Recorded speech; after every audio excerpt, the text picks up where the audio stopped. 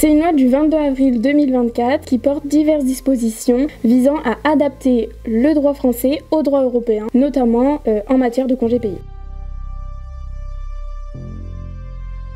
En septembre 2023, la Cour de cassation a écarté 2 règles du Code du travail en raison de leur incompatibilité avec le droit européen. Elle a ainsi statué, malgré les dispositions contraires du Code du travail, sur 2 choses. Les salariés acquièrent des congés payés lors d'un arrêt de travail pour maladie non professionnelle et aussi les salariés, alors qu'ils sont en arrêt de travail pour maladie professionnelle ou accident du travail, vont également acquérir des congés payés et ce, sans limitation, au-delà de la première année. Toutes ces décisions ont suscité un flou juridique, ce qui a nécessité l'intervention du législateur, qui a ainsi posé un cadre légal que je vais vous expliquer tout de suite.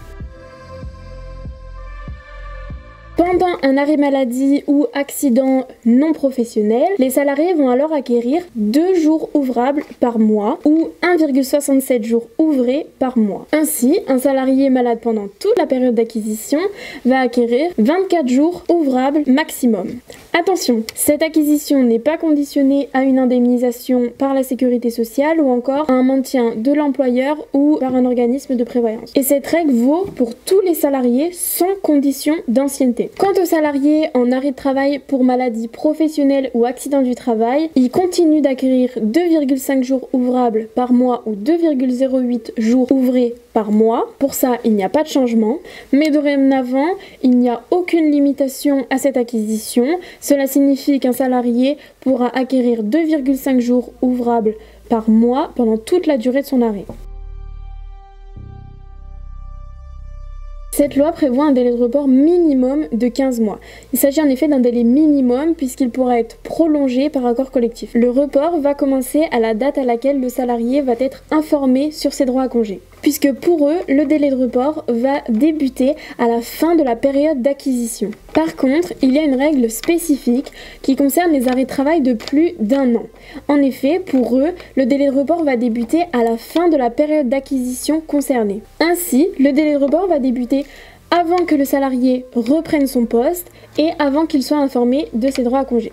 Dans le cadre d'un arrêt de travail de plus d'1 an, si l'arrêt de travail se poursuit, et que le salarié ne revient pas avant la fin de la période de report, dans ce cas-là, ses droits au congé seront perdus. Dans ce 3e cas, si le salarié reprend le travail avant la fin de report, alors dans ce cas, cette période est suspendue et elle reprendra dès que l'employeur aura informé son salarié sur le nombre de jours de congé disponibles et de leur date limite d'utilisation. Après un arrêt de travail, qu'il soit d'origine professionnelle ou non, l'employeur va avoir une nouvelle obligation à sa charge. En effet, il va devoir informer le salarié dans le mois qui suit sa reprise de 2 choses. D'une part, le nombre de congés payés disponibles et d'autre part, la date jusqu'à laquelle il va pouvoir prendre ses congés. Cette information va pouvoir se faire par tout moyen donnant date certaine. En effet, vous allez pouvoir soit envoyer un courrier par lettre recommandée avec accusé de réception, soit remettre une lettre en main propre contre des charges. Vous pourrez également le préciser sur le bulletin de paie du salarié, comme le précise le Code du travail.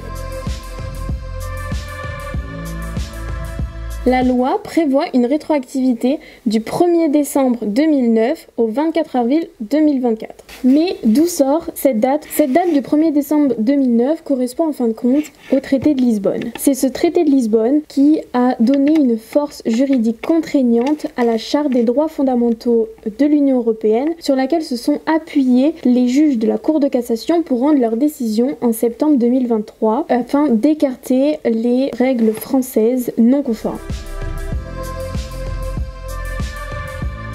Le délai varie selon si le salarié est encore en poste ou s'il a quitté l'entreprise. Pour les salariés actuellement en poste, il y a un délai de forclusion de 2 ans. Cela signifie qu'un salarié en poste aura jusqu'au 23 avril 2026 pour agir. Pour les salariés ayant quitté l'entreprise, ils bénéficient quant à eux d'une prescription triennale. Cela signifie que les anciens salariés qui ont rompu leur contrat de travail depuis plus de 3 ans ne pourront pas intenter d'action en justice. En tout cas, merci pour votre écoute. Nous restons à votre disposition pour toute information complémentaire ou toute interrogation à ce sujet. À bientôt!